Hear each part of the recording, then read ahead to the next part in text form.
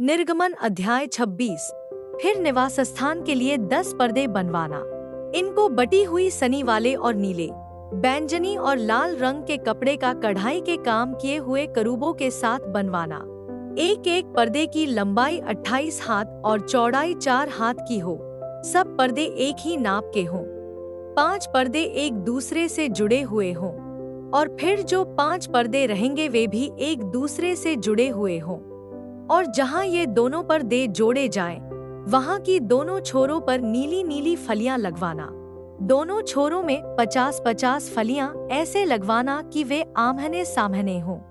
और सोने के 50 अंकड़े बनवाना और पर्दों के पंचों को अंकड़ों के द्वारा एक दूसरे से ऐसा जुड़वाना कि निवास स्थान मिलकर एक ही हो जाए। फिर निवास के ऊपर तंबू का काम देने के लिए बकरी के बाल के 11 पर्दे बनवाना। एक एक पर्दे की लंबाई 30 हाथ और चौड़ाई 4 हाथ की हो। 11 पर्दे एक ही नाप के हों और 5 पर्दे अलग और फिर 6 पर्दे अलग जुड़वाना। और 6वें पर्दे को तंबू के सामने मोड़कर दोहरा कर देना। और तू 50 अंकड़े उस पर्दे की छोर में जो बाहर से मिलाया जाएगा और 50 ही अंकड़े दूसरी ओर के पर्दे की छोर में जो बाहर से मिलाया जाएगा बनवाना। और पीतल के 50 अंकड़े बनाना और अंकड़ों को फलियों में लगाकर तंबू को ऐसा जुड़वाना कि वह मिलकर एक ही हो जाए। और तंबू के पर्दों का लटका हुआ भाग अर्थात जो आधा पट रहेगा वह निवास की पिछली ओर लटका रहे और तंबू के पर्दों की लंबाई में से हाथ भर इधर और हाथ भर उधर निवास के ढाकने के लिए उसकी दोनों अलंगों पर लटका हुआ रहे।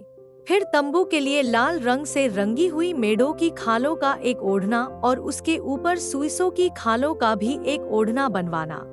फिर निवास को खड़ा करने के लिए बबूल की लकड़ी के तख्ते बनवाना। एक एक तख्ते की लंबाई 10 हाथ और चौड़ाई 1.5 हाथ की हो। और 20 तख्तों के नीचे चांदी की 40 कुसिरियां बनवाना अर्थात एक एक तख्ते के नीचे उसके चूलों के लिए 2-2 कुसिरियां।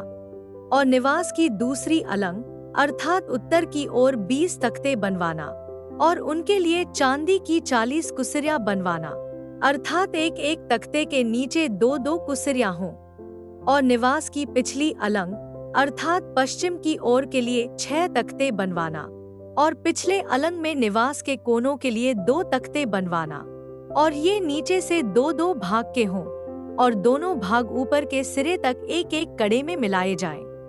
दोनों तख्तों का यही रूप हो, ये तो दोनों कोनों के लिए हों।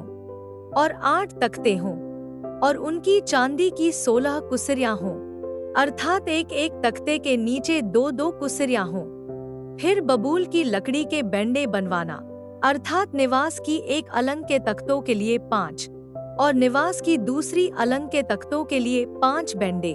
और निवास की जो अलंग पश्चिम की ओर पिछले भाग में होगी उसके लिए 5 बैंडे बनवाना। और बीच वाला बैंडा जो तख्तों के मध्य में होगा वह तंबू के एक सिरे से दूसरे सिरे तक पहुँचे। फिर तख्तों को सोने से मढ़वाना और उनके कड़े जो बैंडों के घरों का काम देंगे उन्हें भी सोने के बनवाना और बेड़ों को भी सोने से मढ़वाना। और निवास को इस रीति खड़ा करना जैसा इस पर्वत पर तुझे दिखाया गया है। फिर नीले, बैजनी और लाल रंग के और बटी हुई सूक्ष्म सनी वाले कपड़े का एक बीच वाला पर्दा बनवाना। वह कढ़ाई के काम किए हुए करूबों के साथ बने और उसको सोने से मढ़े हुए बबूल के 4 खंभों पर लटकाना। इनकी अंकड़ियां सोने की हों और ये चांदी की 4 कुसिरियों पर खड़ी रहें। और बीच वाले पर्दे को अंकड़ियों के नीचे लटकाकर उसकी आड़ में साक्षीपत्र का संदूक भीतर लिवा ले जाना। सो वह बीच वाला पर्दा तुम्हारे लिए पवित्र स्थान को परम पवित्र स्थान से अलग किए रहे। फिर परम पवित्र स्थान में साक्षीपत्र के संदूक के ऊपर प्रायश्चित के ढकने को रखना और उस पर्दे के बाहर निवास की उत्तर अलंग मेज रखना और उसकी दक्षिण अलंग मेज के सामने दीवट को रखना। फिर तंबू के द्वार के लिए नीले, बैंगनी और लाल रंग के और बटी हुई सूक्ष्म सनी वाले कपड़े का कढ़ाई का काम किया हुआ एक पर्दा बनवाना और इस पर्दे के लिए बबूल के 5 खंभे बनवाना और उनको सोने से मढ़वाना। उनकी कड़ियां सोने की हो और उनके लिए पीतल की 5 कुसिरियां ढलवा कर बनवाना।